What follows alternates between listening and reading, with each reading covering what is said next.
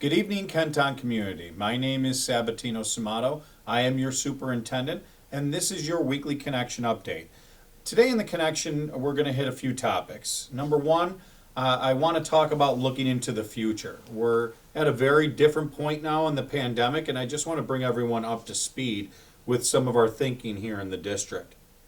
Also, I want to give us number two, an update on our sleep out from last week. I know that that was a big thing that we were pushing as a district, and I want to give you the results.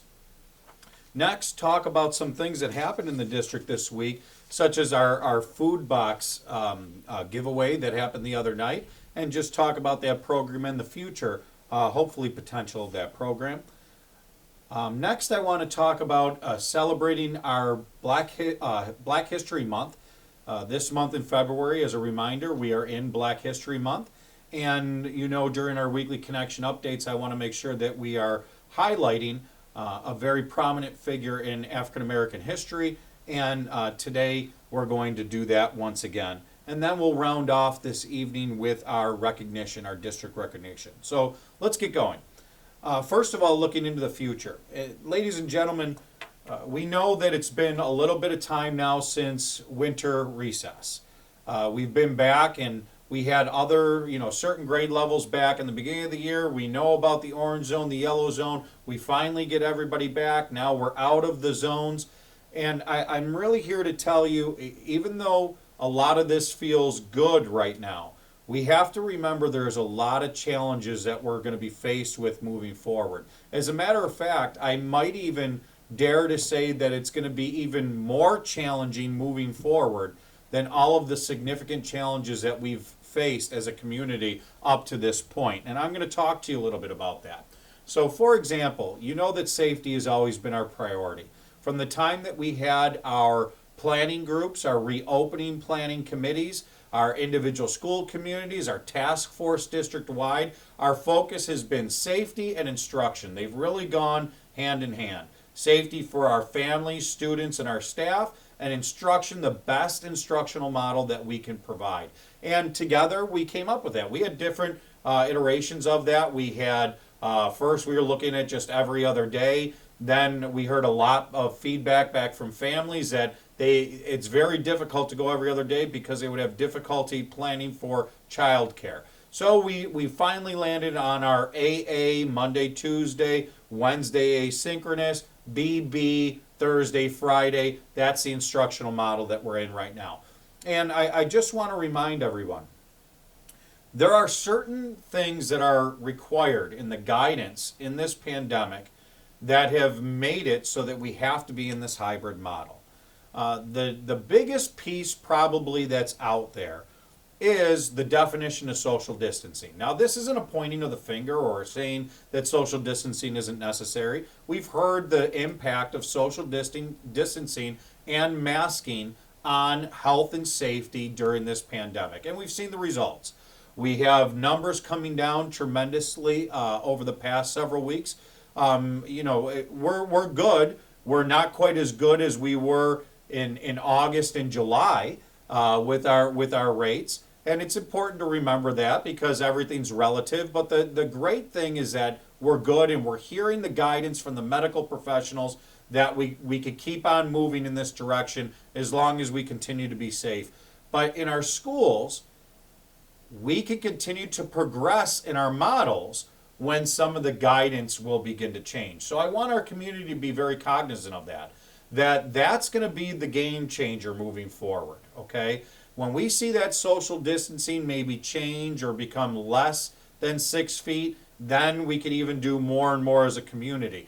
I also want our VLA families to be very aware. We're keeping VLA for the rest of the school year, but we're going to get to a point here very soon where I'm going to be sending something out to our VLA families and asking you to indicate you're going to be to the point where you got to make a decision for the rest of this school year, that you're staying in VLA or that you're coming back to the hybrid. And the reason for that is that we really want to push as a team that we got to be able to do something more this year. We don't have it defined yet, okay, but we know that we need more and we need to keep on pushing for more direct student teacher time. And that we're looking at a lot of different models. We're looking at everything from doing something with Wednesdays to can we do something every day of the week? And we're going to keep on examining that. So VLA families, that's why we're going to need at this point, like I said, coming out of this, in many ways can be a lot more challenging and difficult than coming into this, than when we were coming into this. So we're going to do it safely. Everything, safety always has to be the top priority, but I want our families to watch for some of that. VLA families, that's a first indication, but we're going to have some major priorities moving forward. I talked about that contact time, but we're also going to have to look at short and long-term goals when it comes to the academics. Ladies and gentlemen, there is no way to make this sound prettier or to put up a facade about where we've been in the past year. Instruction is not where any of our teachers would like it to be because we've been in a pandemic. Sometimes the longer we're in a pandemic, the more that we forget that we're in a pandemic. And that's what I'm at least learning from this. And I just want to remind everyone how hard our teachers, well, of course our families know how hard you're working every day, families.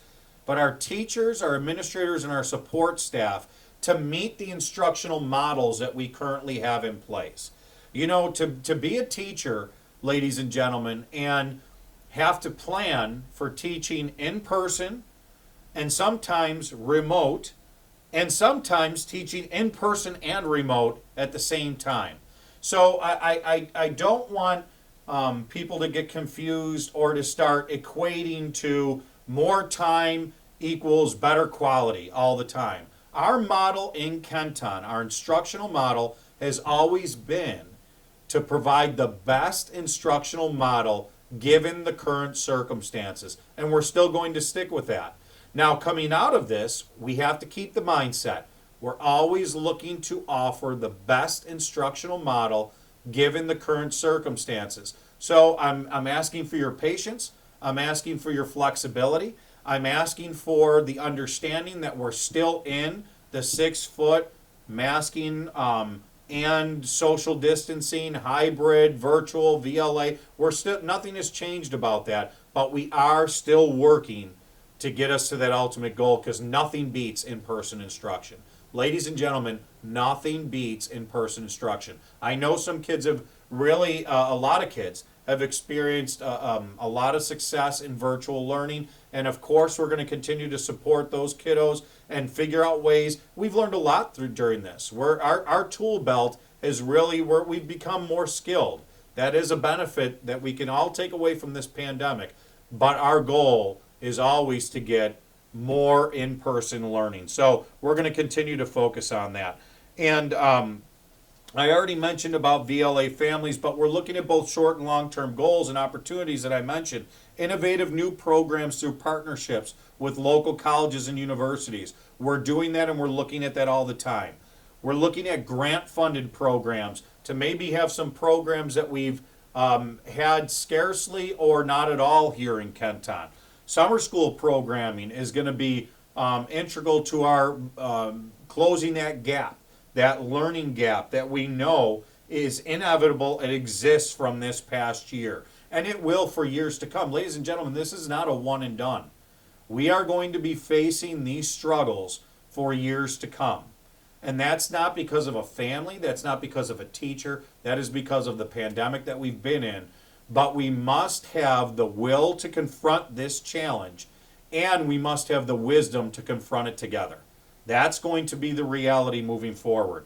Continuing to expand our quarterly based intervention strategies, we have to look at credit recovery programs, skill-based intervention, especially with our youngest, and also increase support for students that might just need additional intervention regardless of the pandemic.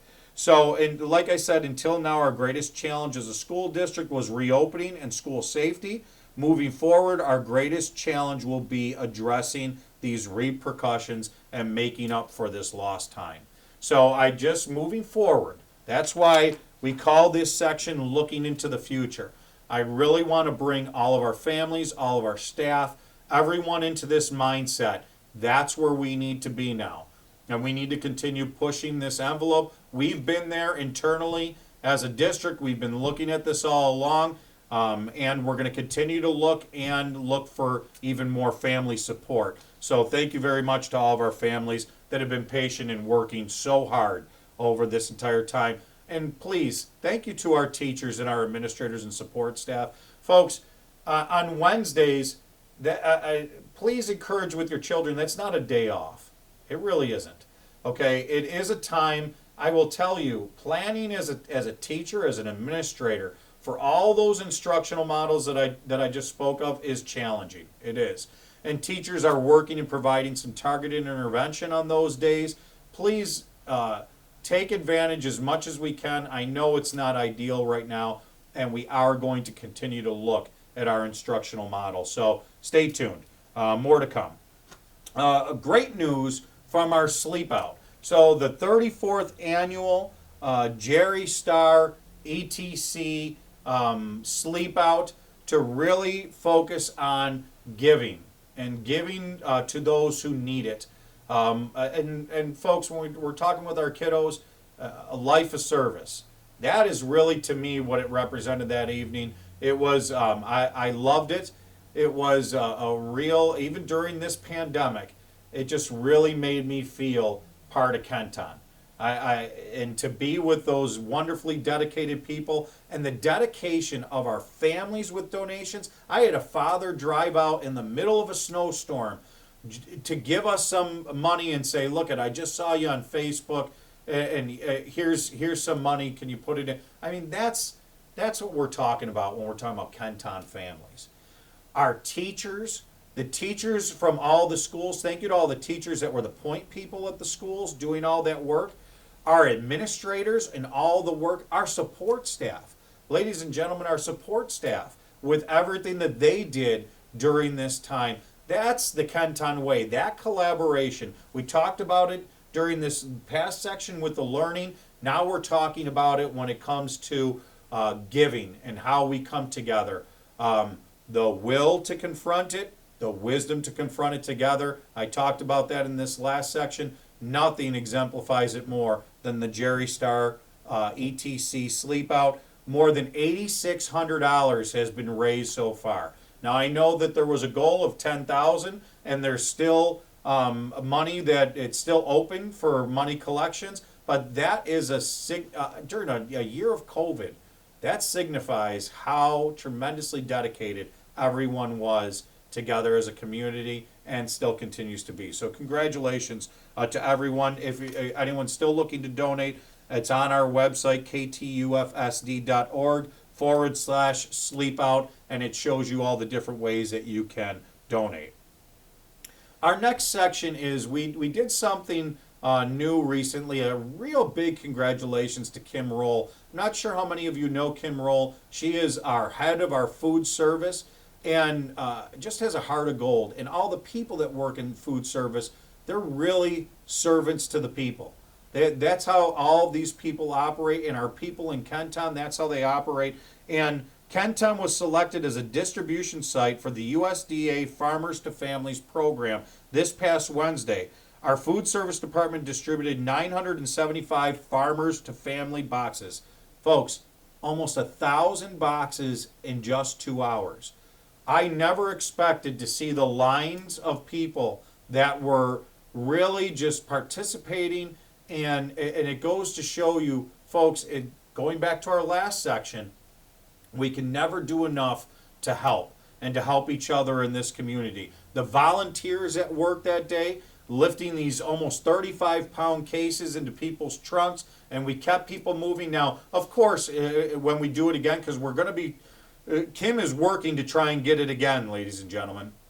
And Kim is like a dog with a bone. She's going until she gets her way. So I don't want to guarantee it, but I can feel it. It looks positive that we might have this opportunity again in the future, and we'll even we're going to change some of the procedures and keep on modifying, because that's what Kim does. That's what we do. and just make it so it moves a little bit smoother. Thank you to everybody that came out and your patience. And for the most part, 99.9% of our people that came out that day were just extremely grateful. To those people, when we ran out of boxes, we apologize that we only had so much to give, and we're going to continue to work to get more. But just really, the effort was made possible by the Food Service Department and volunteers. We had 7 National Honor Society students and 10 volunteers from the administration building and the buildings and ground staff.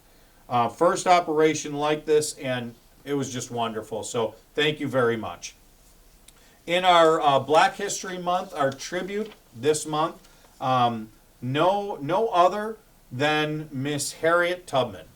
And I want to give some really important facts because I don't believe that everyone truly understands the impact of such an influential figure in our history as Miss Harriet Tubman.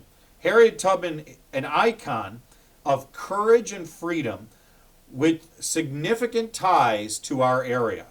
She was born during the horrors of slavery, ladies and gentlemen, on a plantation in Maryland. At the age of 27, she courageously escaped with her brothers, but she was unfortunately she was forced to return. Later, she escaped again with the help of the Underground Railroad, which really traveling by night and guided by the North Star as she narrowly avoided fugitive slave catchers.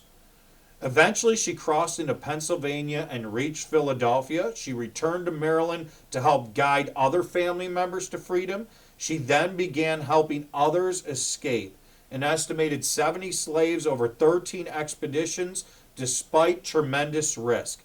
She would guide escaped slaves all the way to southern Ontario, since fugitive slave law allowed escaped slaves to be captured even in free states like New York and Pennsylvania.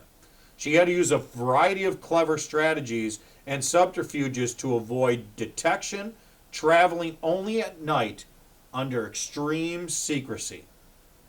Her route passed through western New York before crossing the Niagara River into southern Ontario. She became a leading member of the abolitionist movement and worked in the Union Army as a cook, nurse, scout, and even a spy during the Civil War. She became the first woman to lead an armed expedition into war. On June 1st, 1863, she led 150 members of the 54th Massachusetts Infantry Regiment, the nation's second African American regiment, on a raid in South Carolina, rescuing 750 slaves. After the war, she moved to Auburn, New York, just a couple hours away from us here, in upstate New York, and was active in the women's suffrage movement and will always be an icon of courage and freedom. Miss Harriet Tubman, one of the most influential figures in American history. We absolutely honor and learn even more about you today. Thank you very much, and thanks for paying attention to that, ladies and gentlemen, making sure that we are working with our kiddos to understand all of our rich history. And our final component today in the Weekly Connection is our recognition. And this gentleman, I'll tell you, what can I say about Patrick FANELLI? Patrick FANELLI, I've been in Kenton now for 7 months as superintendent, lived here for a good portion of my life, and I'll tell you, they just don't come better than Patrick FANELLI.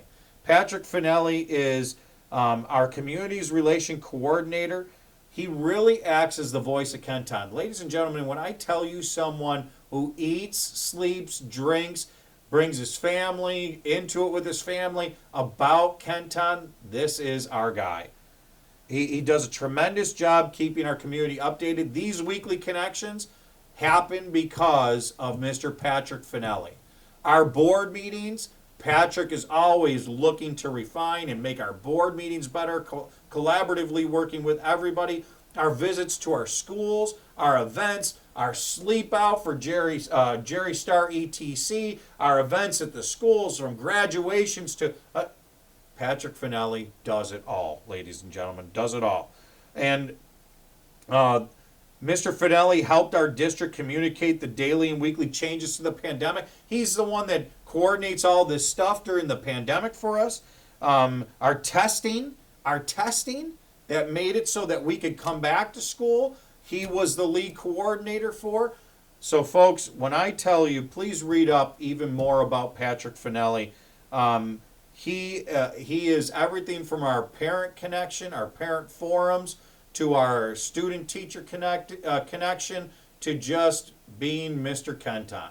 Patrick FANELLI, and thank you, Patrick, for everything that you continue to do for our community. We truly appreciate all the communication. And the good thing about Patrick is he's always looking to even make it better. So we know that's going to always be our trajectory in Kenton, with Patrick at the helm with all of us. So great job, Patrick, and thank you very much. One other final piece of very important information with the break next week is to remember that there are travel requirements for all people who travel out of New York State. This is not just for our employees. This would pertain to students as well. So some things that are really highlights, we sent a lot of information out this week. I really need families to focus on this. If you did plan on traveling out of New York State for more than 24 hours, you must obtain a COVID-19 test within 3 days of departure prior to the arrival in New York. Travelers must quarantine for 4 days upon the arrival in New York. The day that you arrive is actually day 0. So, and then the following day is day 1. So that's very important to remember that. And on day 4 of that quarantine, you must then obtain another COVID test. If both tests are negative, then the traveler may exit quarantine. But here's the biggest thing, folks. If you don't do the testing, in the absence of 2 negative tests, or if you didn't do the testing, all travelers that were out of the state for more than 24 hours in our non-contiguous states, then you must quarantine for 10 days. That's huge. So please make sure that we're following that protocol as well. So to round us out today and finish this off, I should say, ladies and gentlemen, we have a lot of work ahead of us. I'm not going to sugarcoat that, patty cake that, however we want to say it. We have a lot of work ahead of us. A lot of work. And at times we're going to have a lot of subjective opinions on, are we doing a good job? Are we not doing a good job? This is what I can guarantee you. We do not rest. We're not going to rest on our laurels. We're not going to rest at just because things are feeling a little bit comfortable. We are not comfortable. We will not continue to be comfortable, or we will not be comfortable until we can continue our regular education that we're used to here in Kenton. And that has to start with getting us back to a normal schedule. As things begin to and continue to change with vaccine, and hopefully we'll start to see some relaxing of some of the guidance, that's what we watch for together as a community, and that's what we'll work with together as a community. Thank you for your patience, folks. I promise you, our people, our teachers, our administrators, our central office staff here in Kenton do not rest, because we know what's at stake, and it's your children. Your children are our futures, and they are our clients, and we will continue to work for that. So together, we will be Kenton proud. Together, we will be Kenton strong.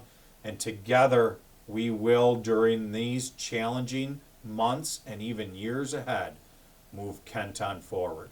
Thank you, and have a safe weekend.